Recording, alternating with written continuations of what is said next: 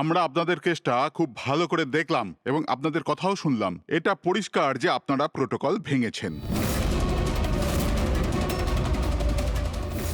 এর আগে যে আমরা কোনো সিদ্ধান্ত নেই, যদি আপনি আপনার পক্ষ নিয়ে কিছু বলতে চান তো বলতে পারেন। আপনারা যখন স্থির করেই নিয়েছেন যে আমরা প্রোটোকল ভেঙেছি, তাহলে বাকি থাকলো কি আমাদের ঠিক বলবার? দেখুন মিস্টার প্রদ্যুমান, আমাদের মধ্যে কোনো ব্যক্তিগত শত্রুতা নেই। আমরা যা বলছি তার সাক্ষী আছে। আর আমরা সবাই গত 20 বছর ধরে সিআইডিতে কাজ করছি। 20 বছর এটা হেলাফেলা করিনি আমরা। সিআইডির কাজের জন্য আমরা আমাদের জীবন দিয়ে দিয়েছি। দেখুন, কোনো সময় সিচুয়েশন অনুযায়ী আমাদের ইনস্ট্যান্ট ডিসিশন নিতে হয়, কিন্তু প্রোটোকলের জন্য আমাদের চুপ করে থাকতে হয়। আর তারপরেও সেই অপরাধীকে তার শাস্তি পৌঁছে দিয়েছি। দেখুন, আপনাদের কথা আমরা বুঝতে পারছি, কিন্তু নিয়ম কানুন পালন করাটাও যে জরুরি সেটাও তো আপনারা জানেন। সবসময় নিয়মের উপর ডিপেন্ড করা যায় না স্যার। আমাদের কাজটাই এইরকম, সিচুয়েশন অনুযায়ী আমাদের ইনস্ট্যান্ট ডিসিশন নিতে হয়। আর যেখানে দয়ার প্রসঙ্গ বলছেন আপনারা, সেখানে প্রোটোকল ভাঙার দরকার ছিল, প্রয়োজন ছিল। দয়া একজন সাহসী ইন্সপেক্টর স্যার, সিআইডির জন্য সব কিছু করতে পারে। আমরা কোনোভাবেই ওকে হারাতে চাইছি না। এরপরেও যদি আপনাদের মনে হয় যে আমরা প্রোটোকল ভেঙেছি, তাহলে যে শাস্তি আপনারা দেবেন আমরা অ্যাকসেপ্ট করব।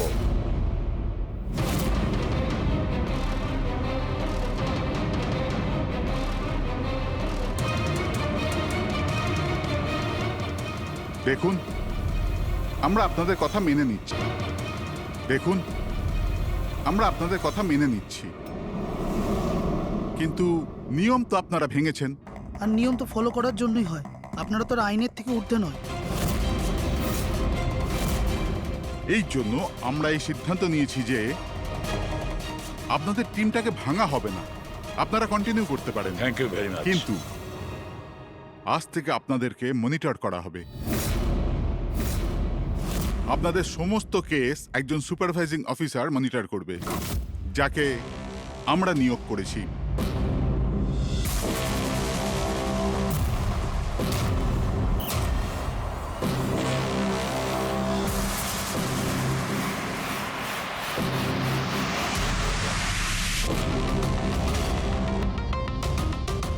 হ্যালো, আমার নাম শীতল। আজ থেকে শীতলই আপনাদের মনিটর করবে। মনিটর করবে মানে? মানে এইটা হলো যে আপনাদের কেসের যাই অ্যাক্টিভিটি হোক সেটা শীতল আমাদের বলবে। আপনাদের কেসগুলোর সমস্ত খবরাখবর রাখবার অধিকার থাকবে শীতলের। আপনাদের টিম আগে থাকবে কি থাকবে না, এটাও আমরা শীতল ম্যাডামের রিপোর্টের পর সিদ্ধান্ত নেব।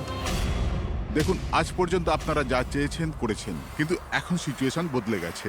আজ থেকে আপনাদের সমস্ত কেসে শীতলকে ইনভলভ করতে হবে।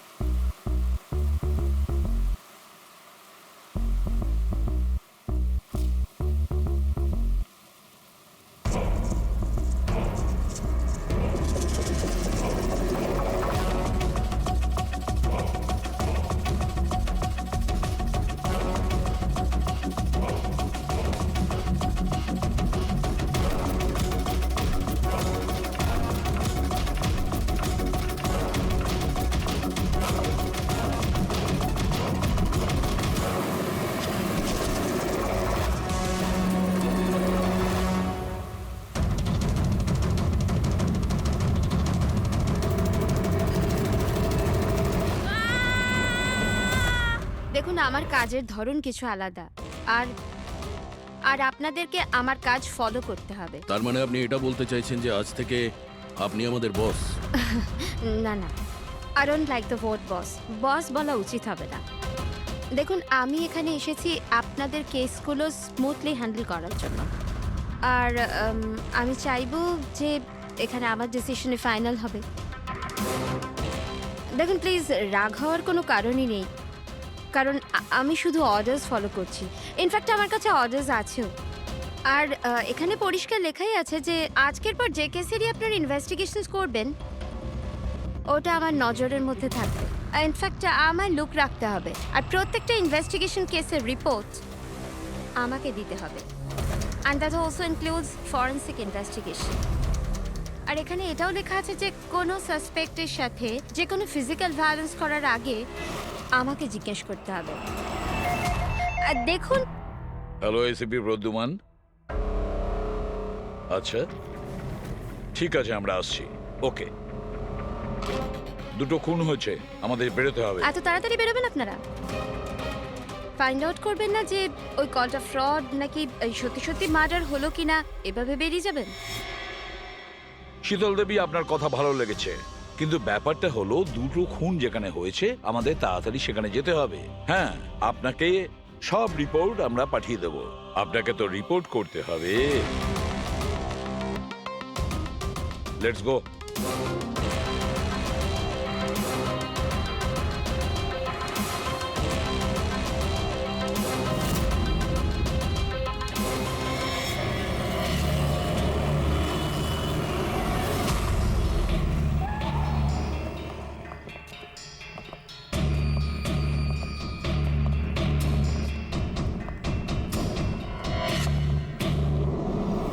কোথায় খুন হয়েছে জানি না। জানো না? তার মানে আপনারাই ফোন করে বলেছিলেন যে খুন হয়েছে এখানে? দুটো খুন হয়েছে, তাই জন্যই আমি আপনাদের ডেকেছি। দুটো খুন হয়েছে, কিন্তু খুন কোথায় হয়েছে? লাশ দুটো কোথায়? জানি না স্যার, আমি শুধু শুনেছি। কি শুনেছো তুমি? চিৎকার চেঁচামেচির আওয়াজ? না, আমি সব কিছু শুনেছি, দেখেওছি, কিন্তু আমি ওখানে ছিলাম না। স্যার, ও কোনো বাজে স্বপ্ন দেখেছে তাই এই সব কথাবার্তা দেখুন বলছে। ম্যাডাম, স্বপ্ন নয়, আমি খুন হতে দেখেছি। কবে, কখন, কোথায় সেটা আমি জানি না, কারণ আমি ওখানে ছিলামই না। যখন আপনি ওখানে ছিলেনই না, তাহলে আপনি এই খুন হতে দেখলেন কি করে? এই টিউনের মাধ্যমে।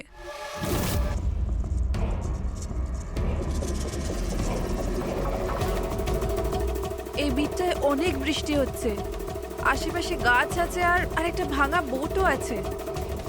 এই এই ড্রামটায় কেউ এই লোকটাকে টেনে নিয়ে যাচ্ছে, আর এই বিটটাতে ওই ওই লোকটা ওকে পাথর দিয়ে মাথায় মারছে। আচ্ছা, তুমি ওদেরকে খুন হতে দেখেছো মিউজিকের পার্ট শুনে? এটা হয়নি তো যে এগুলো তোমার শুনে কিছু ভেবেছো, আন্দাজ করেছো? স্যার, আমি গেস করিনি, এই মিউজিক আমি দেখতে পাচ্ছি। কিন্তু মিউজিকে খুন হতে দেখা কিভাবে সম্ভব? ম্যাম, অনন্যার শরীর খারাপ তাই এরকম কথা বলছে। আপনি কে? স্যার, আমার নাম লতা, আমি এখানকার ম্যাট্রন। আমি ওকে ছোটবেলা থেকে চিনি, যখন থেকে ও অরফেনেজে এসেছে। কি অসুখ হয়েছে অনন্যার? স্যার, ওর সিনেস্থেসিয়া আছে। সেনেথেসিয়া? ম্যাম, একটা কন্ডিশন আছে, নর্মাল কন্ডিশনের মানুষরা মিউজিক শুনতে পায়, কিন্তু এই কন্ডিশনে মানুষ মিউজিক শুনতে শুনতে ভিজুয়ালও দেখতে পায়, আর মিউজিক শুনতে শুনতে ভিডিওর মতো দেখতে পায়। আপনি তার মানে বলতে চাইছেন যে অনন্যা সাউন্ড দেখতে পায়? Yes sir. কি করে? আপনি চোখ বন্ধ করুন আর ইমাজিন করুন ড্রাম বিট শুনতে পাচ্ছেন। নিন, কল্পনা করছি। আপনি কি দেখতে পাচ্ছেন? ড্রাম বিটের আওয়াজ শুনতে পাচ্ছি, কিন্তু আমি কিছু দেখতে পাচ্ছি না। এটা নর্মাল কন্ডিশনে হয়, কিন্তু সিনেস্থেসিয়াতে মানুষ মিউজিকের সাথে নিশ্চয়ই কিছু না কিছু দেখতে পায়, যেমন কিছু মানুষদের দেখতে পায়, রং দেখতে পায়, বা যে কোনো কিছু দেখতে পায়। তার মানে এই মিউজিকের পার্ট শুনে তুমি ওই খুন দুটো হতে দেখেছো? হ্যাঁ। আমার মনে হচ্ছে যে অনন্যা মিউজিক শুনে যেটা দেখছে ওটা আসলে নেই, ও ওটাকে ভিজুয়ালাইজ করছে, যেমন আমরা স্বপ্নে দেখি, কিন্তু স্বপ্নতে যেটা আমরা দেখি সেটা ভিজুয়ালাইজ করি, কিন্তু সেটা সত্যিকারের হয় না। স্যার না, স্যার আমি যেটা দেখছি সেটাই বাস্তব। যেটা আমি দেখছি সেটা খুব ভয়ঙ্কর, যেন আমি টিভিতে কাউকে মার্ডার হয়ে যেতে দেখছি। আর দুটো আলাদা আলাদা মিউজিকে দুটো আলাদা আলাদা খুন হচ্ছে, একটা পাথর দিয়ে হচ্ছে আর একটা ক্রোবার দিয়ে। আচ্ছা, আর একটা খুনের ব্যাপারে তুমি কিছু বলতে পারবে? খুনটা কোথায় হয়েছে, তার আশেপাশে কোথায় কি ছিল, খুনি কে, কি করছিল?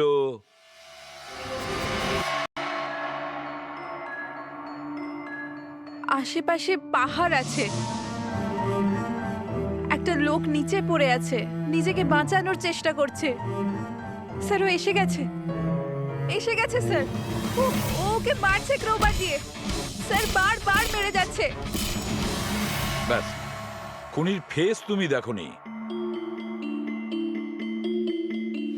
ঠিক আছে, আমরা এই কেসের ইনভেস্টিগেশন করব। স্যার আমি এরকম কেসের ব্যাপারে তো শুনিনি। কিন্তু পুরবী যেভাবে ও ডিটেলসে আমাদের গল্পটা বলছিল, সন্দেহ হচ্ছে আমার সত্যি ঘটনা বলছে না তো। স্যার আমার কিছু মনে আসছে, যেরকম এই মেয়েটা বললো এরকম আমি কোথাও পড়েছিলাম স্যার।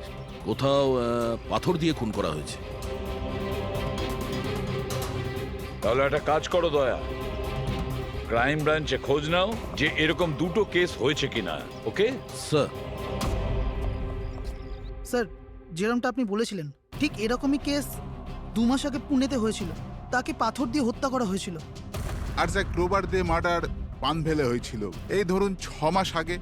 তো সেগুলোর ফাইল এনেছেন এখানে? Yes. Yes, yes. Sir sir এই কেসগুলো। আর এটা হলো Panvel murder case file. Panvel, ঠিক আছে, থ্যাংক ইউ ভেরি মাচ। আপনারা যেতে পারেন।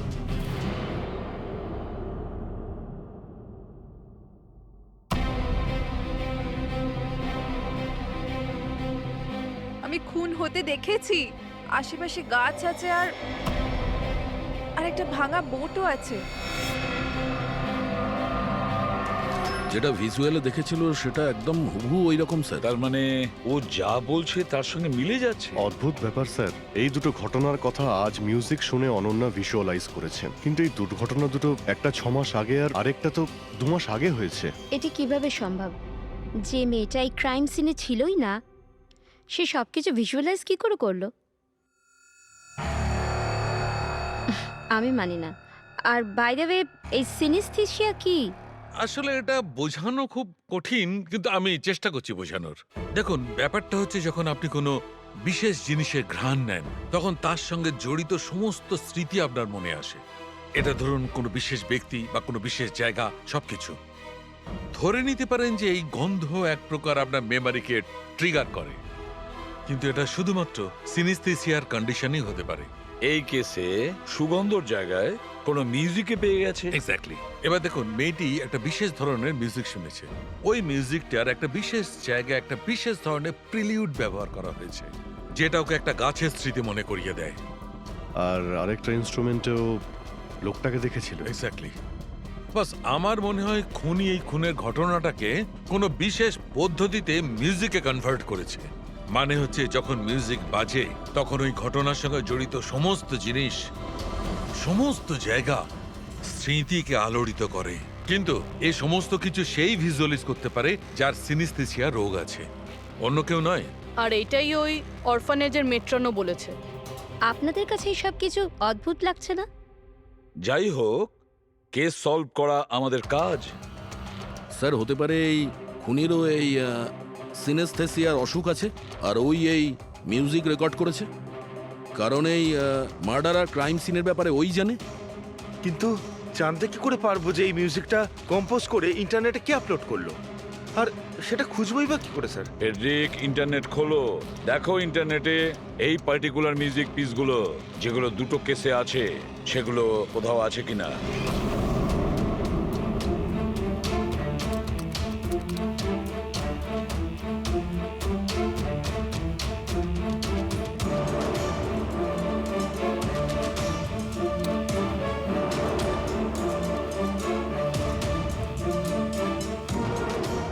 স্যার স্যার পেয়ে গেছি স্যার, দুটো টিউনই একই গানের।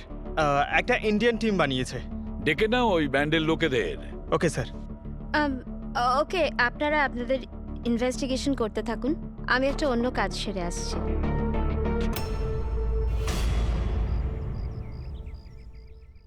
অনন্যা, আমার নাম শীতল। আমার তোমার সাথে কিছু কথা বলার ছিল। আমরা কি কথা বলতে পারি? অনন্যা, দেখো অনন্যা, আই প্রমিস বেশি সময় নেব না, ব্যাস 5 মিনিট।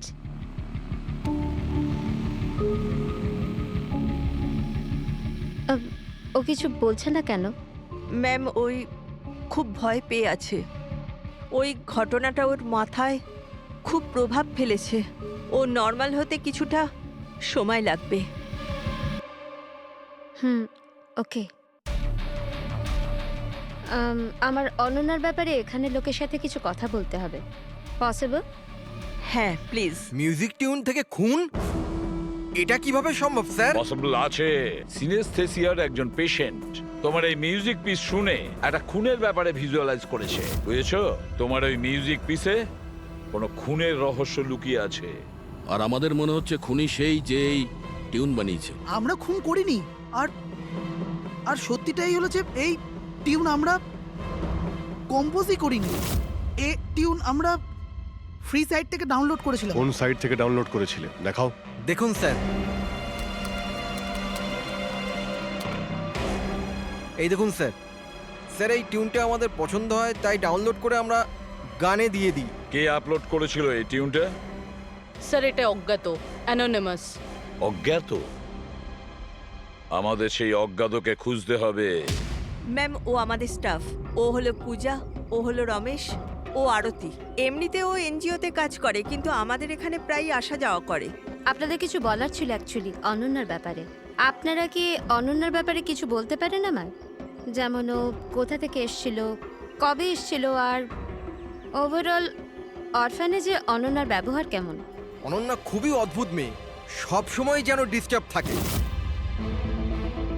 ও এখানে কবে এসেছিল? ছোটবেলা থেকেই, কিন্তু ওকে ভিন্ন ভিন্ন দুবার লোকে অ্যাডপ্ট করেছিল, কিন্তু জানি না কেন কিছুদিন রাখার পর আবার এখানে এসে ফিরিয়ে দেয়। কেন?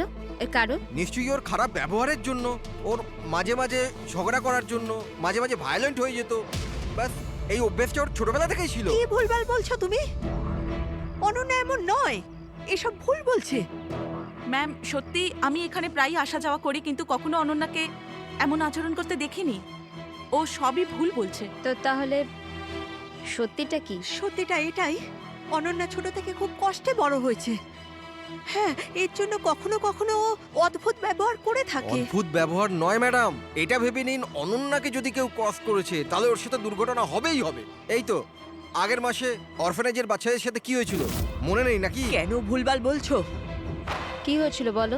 ম্যাম, আগের মাসে একটা বাচ্চার ফুড পয়জন হয়ে গেছিল, আর ওই দিনই ওর ঝগড়া অনন্যার সাথে হয়েছিল। আচ্ছা, তার মানে তুমি বলছো যে এটা অনন্যা করেছে? হ্যাঁ। ভেবে চিন্তে কথা বলো রমেশ, খুবই বাজে কথা বলছো অনন্যার নামে। পেট্রন, অনন্যাকে অরফানেজ থেকে দুটো ফ্যামিলি অ্যাডপ্ট করেছিল, কিন্তু তারা ফেরত পেয়ে যায়। এর পিছনে কোনো কারণ তো থাকবেই। হয়তো অনন্যারই কোনো দোষ ছিল, খামতি ছিল। আমি মানতে পারলাম না। এনিওয়ে, অনন্যার ব্যাপারে কি কোনো ফাইল আছে যেখানে ওসব ডিটেলস আছে? সেটা কি আমি দেখতে পারি? হ্যাঁ, নিশ্চয়ই।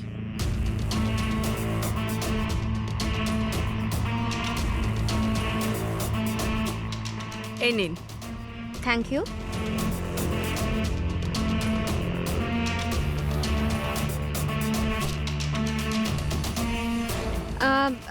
থ্যাংক ইউ মেট্রন, কিন্তু আমাকে এখনই বেরোতে হবে। আচ্ছা, আমি এই ফাইলটা কদিন বাদে ফেরত দিলে কি চলবে? হ্যাঁ।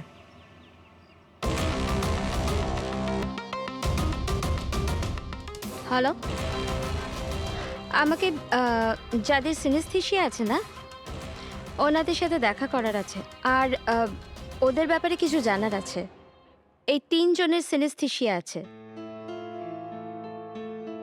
1 মিনিট, আপনাদের কিছু দেখাতে চাই আমি।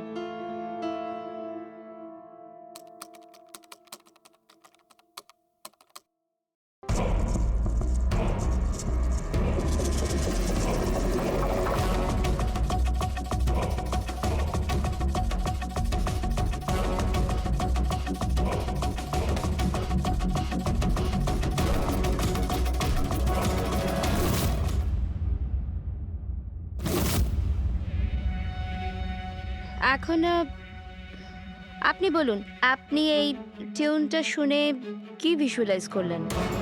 ম্যাম, আমি একটা বড় ঘাস ভর্তি মাঠ দেখলাম, সেখানে গরু ঘাস খাচ্ছিল আর সূর্য পরিষ্কার দেখা যাচ্ছিল।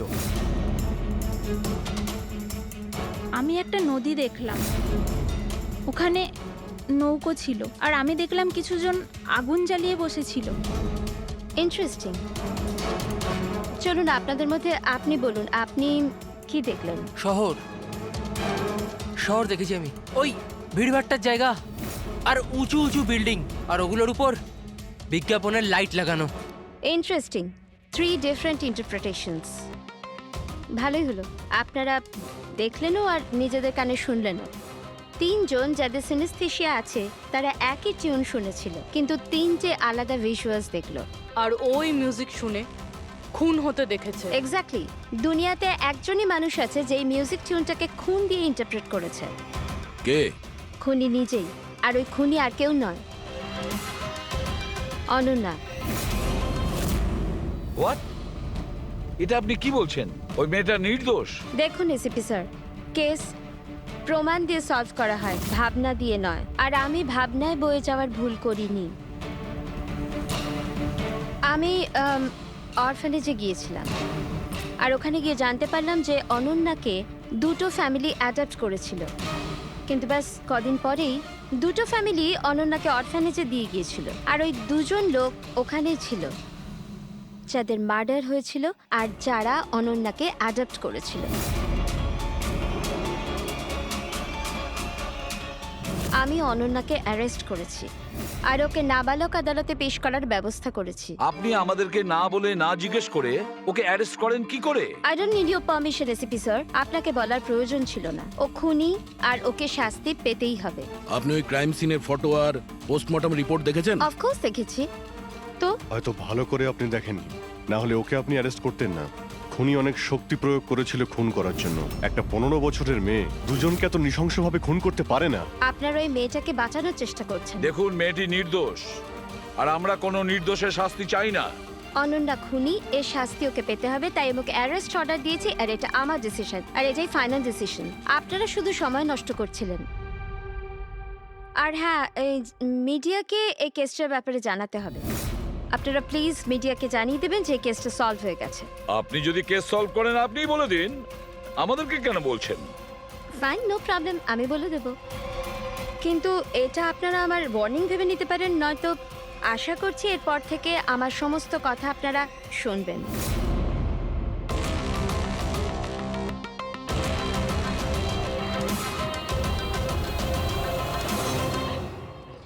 আপনারা এটা জেনে খুবই খুশি হবেন যে এই কেসটা সলভ হয়ে গেছে। ম্যাম, কে খুনি? খুনি একটা 16 বছরের মেয়ে যার নাম অনন্যা।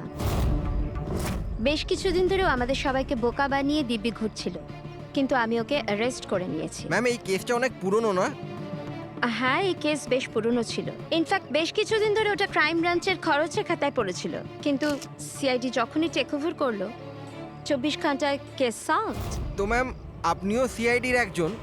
আগে হ্যাঁ, আমি আজই সিআইডি টিম জয়েন করেছি অ্যাজ দ্য সুপারভাইজার।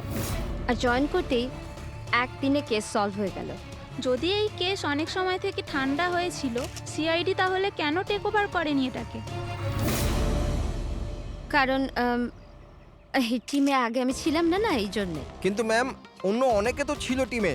হ্যাঁ, এনারা প্রায় 20 বছর ধরে আছেন আর মামলা তদন্ত করতেই থাকেন, কিন্তু আসলে ওনারা কখনো কখনো ভাবুক হয়ে যান। আর কোনো কেসে ভাবুক হওয়া মানে ইনভেস্টিগেশন থেমে যায়। ইনভেস্টিগেশনের জন্য কেবল লজিকের দরকার, যেটা আমি করেছি, আর কেস সলভ হয়ে গেছে। 1 মিনিট, আমি আপনাদের ভুল ধারণা শুধরে দিচ্ছি। আসলে এই কেসটা এখনো পুরো সলভ হয়নি। হয়নি? এই তো একটু আগে বললো যে কেস সলভ হয়ে গেছে। স্যার, এই কেসে আর কি বেঁচে আছে? খুনি তো ধরা পড়ে গেছে। একদমই না, খুনিকে আমরা এখনো ধরতে পারিনি। কিন্তু ম্যাডাম তো বলছেন যে খুনি ওই মেয়েটাই। এরকম ম্যাডামের মনে হচ্ছে। আমাদের ইনভেস্টিগেশনের হিসেবে হয়তো ওই মেয়েটা নির্দোষ। স্যার, তাহলে আসল খুনি কে? ইনভেস্টিগেশন চলছে, খুব তাড়াতাড়ি আপনাদের সামনে সত্যিটা চলে আসবে। I am sorry, no more questions. সময় নেই আর। Thank you so much for coming. Thank you. আপনাদের সাহস কিভাবে হয় এই মিডিয়ার সামনে আমাকে ইনসাল্ট করার? আপনাদের এই ব্যবহারটা আমি দেখে নিলাম, and trust me, there will be consequences. খুব দ্রুত আমাদের খুনিকে ধরতে হবে, না হলে শীতল পদে পদে আমাদের বাধা দেওয়ার চেষ্টা করবে। অভিজিৎ, প্রথমে এটা খোঁজ নিয়ে দেখতে হবে যে ও যে সময় খুন হয়েছিল তখন ও কোথায় ছিল। আমাদের একটা টিম পুনে পাঠাতে হবে এই কেসটাকে তদন্ত করার জন্য, আর আরেকটা টিম পাঠাতে হবে পানভেলে। আপনারা এটা জেনে খুবই খুশি হবেন যে এই কেসটা সলভ হয়ে গেছে। খুনি একটা 16 বছরের মেয়ে। ইনফ্যাক্ট বেশ কিছুদিন ধরে ওটা ক্রাইম ব্রাঞ্চের খরচের খাতায় পড়েছিল, কিন্তু সিআইডি যখনই টেক ওভার করলো 24 ঘন্টায় কেস সলভ।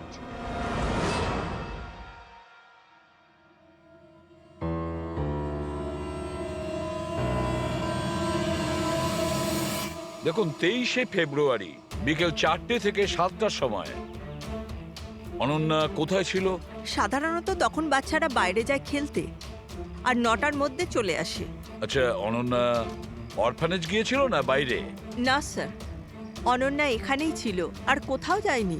এটা আপনি এত জোর গলায় কি করে বলছেন? এর জন্যই বলছি, কারণ আমার অনুমতি ছাড়া কোনো বাচ্চা বাইরে যেতে পারে না। কিন্তু কখনো কখনো অনন্যা কয়েক ঘন্টার জন্য অরফানেজ থেকে উধাও হয়ে যেত, এটাও তো বলো ওনাদের। স্যার, ও মিথ্যে বলছে। ও অনন্যাকে হিংসে করে। আমি কেন অনন্যাকে হিংসে করব? তাহলে ওকে বদনাম কেন করছো? আমাদেরকেও বলেছে এখানে কিছু কিছু লোকের পেছনে লাগে। স্যার, আমি শুধু অনন্যার ব্যাপারে আপনাদের খোঁজ খবর দিচ্ছিলাম। তাহলে এটাও বলো না যে আগের বছর অনন্যা তোমার নামে কমপ্লেন করেছিল। এর বিরুদ্ধে কেন? স্যার, ও এখানের বাচ্চাদের মারতো। অনন্যা ওর নামে কমপ্লেন করেছিল, সাসপেন্ডও হয়েছিল। তখন থেকে অনন্যাকে ঘৃণা করে। ও এখানের বাচ্চাদের মারতো। অনন্যা ওর নামে কমপ্লেন করেছিল, সাসপেন্ডও হয়েছিল। তখন থেকে অনন্যাকে ঘৃণা করে। একটা কথা বলো, অনন্যাকে ওই মিউজিক পিস শুনতে কে বলেছিল? স্যার, ইনি। হ্যাঁ স্যার, অনন্যা মিউজিক পছন্দ করত। অনেকবার ওকে নানা ধরনের গান শুনতে দেখেছি। এর জন্য ওকে আমি মিউজিক শুনতে দিতাম। বুঝতে পারিনি এতে প্রবলেম হয়ে যাবে। আচ্ছা, আপনাদের মধ্যে কি কেউ মিউজিক ইনস্ট্রুমেন্টস বাজাতে জানেন? স্যার, আমি পিয়ানো বাজাতাম। স্যার, আমিও পিয়ানো বাজাই। আচ্ছা, একটা কথা বলুন, যেদিন পুনেতে খুন হয়েছিল সেদিন আপনারা কোথায় ছিলেন? আমরা সব বাচ্চাদের নিয়ে পুনা গিয়েছিলাম। সেদিন আপনারা সবাই পুনাতে ছিলেন? কি ছিল ওখানে? ওখানে একটা ইভেন্ট ছিল, তাই। স্যার, হ্যাঁ, এরা প্রত্যেকে সাধু সাজার নাটক করছে। একটা কাজ করি আমরা, এদের প্রত্যেকের কম্পিউটার চেক করো, দেখো কে এই মিউজিক পিস বানিয়েছে আর আপলোড করেছিল। কারণ যে এই মিউজিক পিস বানিয়ে আপলোড করেছে না, সেই খুনি হতে পারে।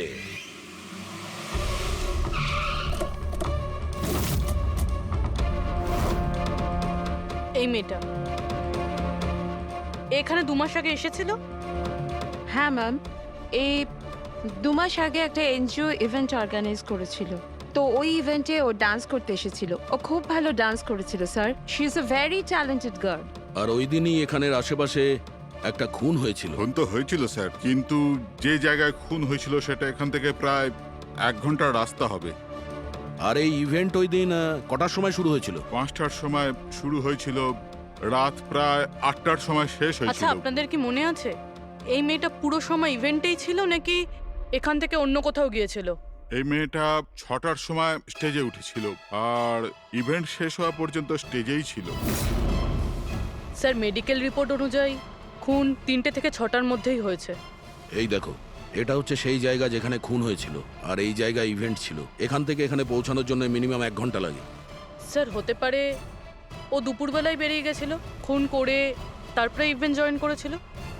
আরে না না ম্যাম, এরকম কিছুই হয়নি। অ্যাকচুয়ালি ইভেন্ট শুরুর আগে আফটারনুনে রিহার্সাল ছিল, আর ওই মেয়েটা ওখানে 4টে পর্যন্ত ছিল। আর এরপর 5টা থেকে সমস্ত স্টুডেন্ট ব্যাক স্টেজে এক জায়গায় হচ্ছিল। 4টের সময় রিহার্সালে ছিল, হ্যাঁ। আর 5টার সময় ব্যাক স্টেজ। Yes. আর একটু আগে আপনি বললেন 6টার সময়ও স্টেজে ছিল। যদি এটা হয় তো অনন্যা খুন কি করে করবে? আর যদি অনন্যা খুন না করে থাকে তাহলে খুন করলোটা কি? সমস্ত রিপোর্ট আর এভিডেন্স তৈরি করার পর আমার মনে হচ্ছে যে অনন্যা নির্দোষ। আপনার কোনো অবজেকশন? No your honour. কিন্তু স্যার, এনার কাছে পুনের মার্ডার কেসের এভিডেন্সের রিপোর্ট আছে। পানভেল মার্ডার কেসে নির্দোষ প্রমাণ করার কোনো এভিডেন্স বা কোনো রিপোর্ট নেই। এরকম হতে পারে যে অনন্যা অরফানেজ থেকে বেরিয়ে গিয়েছিল আর মার্ডার করে আবার ফিরে গিয়েছিল। It can be possible, right sir? আপনার কাছে যদি কোনো প্রমাণ থাকে তো প্লিজ দিন, যাতে এটা প্রমাণ হয় যে যখন খুন হলো অনন্যা পান ফেলেছিল। দেখুন, এভিডেন্সেস আর সাক্ষ্য প্রমাণ অনুযায়ী এই কেসটা ডিসমিস করে দেওয়া হচ্ছে। অনন্যাকে দয়া করে ছেড়ে দিন।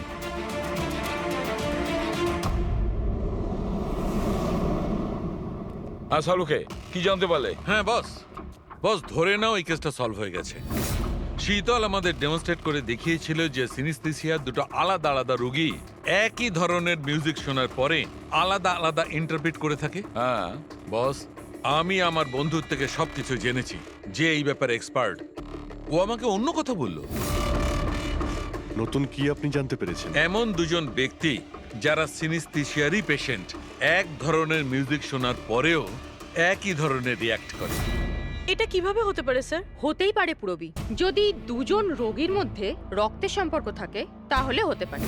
ও শীতল যা বলেছিল সেটাও ঠিক ছিল, কিন্তু সম্পূর্ণভাবে ঠিক ছিল না। কিছু রেয়ার কেসে এরকমটা হয়, যেমন আমার বন্ধু বলেছে। হ্যাঁ, কিন্তু দুজন রোগী যদি একই পরিবারের হয় তবে কাকা, জ্যাঠা বা ভাইও হতে পারে। না না, ইমিডিয়েট ফ্যামিলি মেম্বারই হতে হবে, যেরকম মা বাবা, ভাই বোন। তা কেন? সেটা এই কারণে ফ্রেডি, কারণ এটা একটা জেনেটিক অসুখ। বাস মেডিকেল জার্নাল থেকে আমি এরকম কিছু আর্টিকেল বার করছি, এসব তোমাকে দেখাচ্ছি। আরো কেউ আছে যে অনন্যার মতো ওই দুটো মিউজিক পিসের ওপর একই ভিজুয়াল দেখতে পায়, যেটা অনন্যাও দেখে?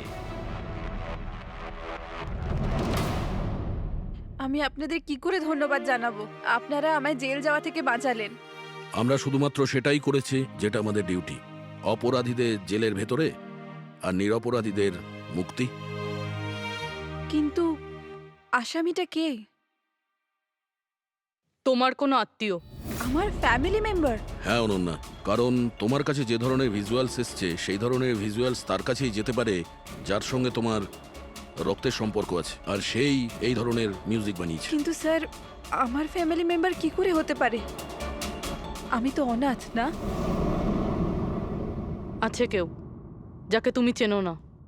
তাহলে জানতেও চাই না। ছোট থেকে আমার স্বপ্ন ছিল যে আমার পরিবারের সবাই আসবে আর আমায় এসে নিয়ে যাবে, আমরা একসাথে আনন্দে থাকবো। আর আপনারা বলছেন ও কোনো খুনি? আমরা তোমাকে শুধু সেটাই বলছি যেটা সত্যি। অনন্যার নামের প্যাকেজ এসেছে, দরজার বাইরে রাখা ছিল।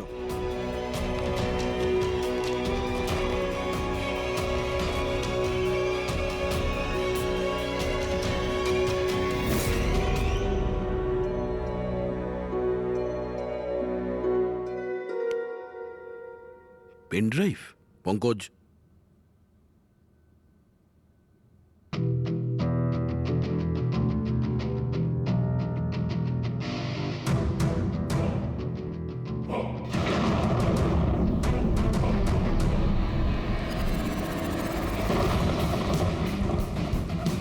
আমি বাড়ি দেখতে পাচ্ছি, খুব বিদ্যুৎ চমকাচ্ছে। কোনো মহিলা বাড়ির মধ্যে দৌড়াদৌড়ি করছে আর একটা দোলনাও আছে বাইরে। কেউ ওই মহিলার পিছনে ক্রোবার নিয়ে দৌড়চ্ছে। আর কি? ও ওই মহিলাকে ক্রোবার দিয়ে মারছে। কাকে মারতে দেখলে? জানি না স্যার, এটা তো একটা চিঠিও আছে। আনিয়া, এটা তোমার ভবিষ্যৎ। তুমি যা দেখেছো তোমার সাথে তাই হবে, এটাকে কেউ আটকাতে পারবে না। এই মিউজিকের সাথে অনন্যা যেটা দেখেছে, কেউ ওই মহিলাকে মারতে চলেছে। আর একটা বাড়ি আছে, বাড়ির সামনে বিদ্যুৎ চমকাচ্ছে আর দোলনা আছে। আর স্যার, খুনি খুন ক্রোবার দিয়ে করে। এতদিন আমরা ভাবতাম খুনি আগে খুন করে তারপরে মিউজিক বানায়, কিন্তু এখানে তো উল্টো। প্রথমে খুনি মার্ডার প্ল্যান করে, তারপরে মিউজিক বানায়, আর তারপরে মিউজিক অনুযায়ী খুন করে। আমি আমি মরতে চাই না, প্লিজ আমায় বাঁচিয়ে নিন। অনন্যা, ঘাবড়িও না, তোমার কিচ্ছু হবে না, আমরা আছি না তোমার সাথে। সবার আগে ওই খুনিকে খুঁজতে হবে, যে কোনো ভাবেই হোক। কিন্তু যদি খুনি ওর পরিবারেরই একজন হয়, তাহলে খুঁজবো কি করে? ওকে খোঁজার আগে আমাদের এটা জানতে হবে যে 16 বছর আগে অনন্যাকে অরফানেজে নিয়ে এসেছিল কে। হয়তো ও জানতে পারে অনন্যার ফ্যামিলি সম্পর্কে। আপনাদের কিছু মনে আছে কে ছিল যে অনন্যাকে এখানে রেখে গেছে? না, মনে তো নেই। 16 বছর আগে কেউ ওকে বাইরে ছেড়ে চলে গিয়েছিল।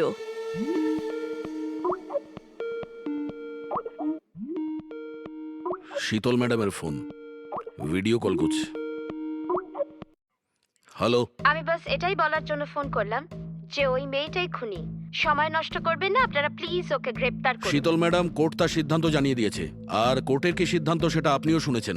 এই কোর্টের চক্করে আপনারা সময় নষ্ট করছেন। প্লিজ আপনারা ভুল, আর আপনাদের এটা মেনে নিতেই হবে। স্যার, স্যার এটা সেই বাড়ি। ওই বাড়ি? কোন বাড়ি? আমি এই মাত্র যেটা দেখলাম, ওই যেখানে খুন হতে চলেছে, ওই ওই গাছ, দোলনা, এটাই ছিল স্যার। কোন জায়গার কথা বলছে মেয়েটা? শীতল ম্যাডাম, এখন আপনি কোথায় আছেন? আমি এখন আমার বাড়ির বাইরে। আর কোথায় থাকবো? আপনার প্রাণের সংশয় আছে। কি বলছেন আপনি অফিসার? আমার প্রাণ বিপদে, আমাকে কে মারবে? দেখুন শীতল ম্যাডাম, উনি আপনাকে মারার জন্য মিউজিক কম্পোজ করেছে, যেটাও আমাদের পাঠিয়েছে। আর ওই মিউজিকের হিসাবে আপনার ঘরের কি লোকেশন। বাচ্চাদের মতো কথা বলছেন অফিসার? আমাকে ভয় পাওয়ানোর জন্য সব করছেন না, আর আমি ভয় পাচ্ছি না। আর আমাকে সব বলছেন আপনাদের কেসের পথে আমি বাধা দেই। শীতল ম্যাডাম, এই ব্যাপারে আমরা পরেও কথা বলতে পারবো। আমার কথা মন দিয়ে শুনুন। আপনি ইমিডিয়েট বাড়ির ভেতরে যান আর দরজা জানলা সব বন্ধ করুন। আর আমরা যতক্ষণ না ওখানে পৌঁছই, আপনি কারোর কথায় দরজা খুলবেন না। মানে? আমি আপনাকে পরে বোঝাবো। এখন আমি আপনাকে যেটা বললাম সেটা করুন।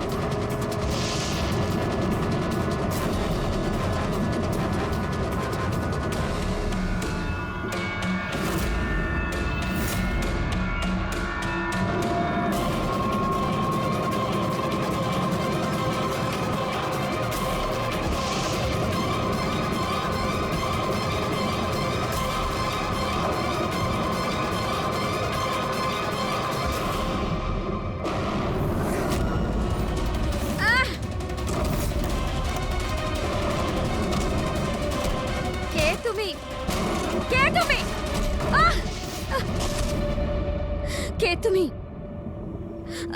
তুমি আমার উপর আক্রমণ করছো কেন? তুমি জানো না এর ফল কি হবে? আমি তোমাকে ছাড়বো না। আমার কাছ থেকে বেঁচে তুমি পালাতে পারবে না। কে তুমি? এই দাঁড়া। আমাকে ওকে স্যার।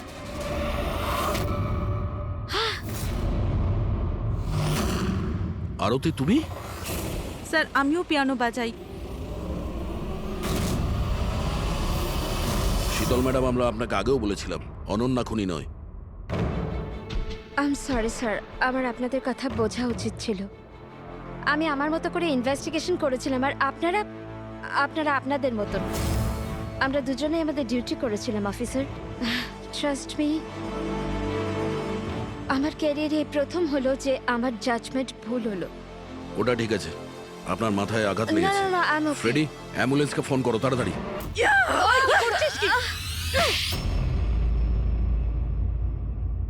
শীতল ম্যাডামের ওপর হামলা করেছো কেন তুমি? আমার মেয়েকে বাঁচানোর জন্য। কোন মেয়েকে বাঁচানোর জন্য? অনন্যাকে। অনন্যা আমার মেয়ে হয়। শীতল তাকে জেলে পাঠাতে চলেছিল, এই জন্য আমি ওকে শিক্ষা দিতে চেয়েছিলাম। আর খুন কেন করেছো? 17 বছর আগে যখন আমি প্রেগনেন্ট ছিলাম, আমার স্বামী আমাকে মানসিক হসপিটালে পৌঁছে দিয়েছিল, কারণ আমি মানসিকভাবে অসুস্থ ছিলাম। ওখানে আমি 15 বছর ছিলাম। কিন্তু কিন্তু কি কিন্তু আমার স্বামী আমার মমতার গলা টিপে দিয়েছিল। কি করে? অনন্যা ওখানেই জন্মেছিল, কিন্তু ওকে আমার কাছ থেকে ছিনিয়ে নিয়েছিল। 15 বছর পর আমি বাইরে এলাম, তখন আমি জানতে পেরেছিলাম যে আমার স্বামী মারা গেছে, কিন্তু অনন্যা কোথায় আছে আমি জানতাম না। ও বেঁচে আছে কি নেই সেটাও আমি জানতাম না। আমি অনেক অরফানেজে ওকে খোঁজার চেষ্টা করেছিলাম, ওকে কোথাও পেলাম না। ওর ব্যাপারে কি করে জানতে পারলেন আপনি? 6 মাস আগে যখন আমি এই অরফানেজে এলাম, তখন আমি অনন্যার কেস ফাইল পেলাম। আমি জানতে পারলাম যে অনন্যাকে 2 জন মানুষ অ্যাডপ্ট করেছে, আর তারপর ওকে ফেরত পাঠিয়ে দিল। কিন্তু যখনই আমি জানতে পারলাম যে অনন্যার সিনেস্থেশিয়া আছে আর ও সব দেখতে পাচ্ছে যেটা আমি মিউজিকে প্ল্যান করেছিলাম, তখনই আমি রিয়েলাইজ করলাম যে অনন্যা আমারই মেয়ে।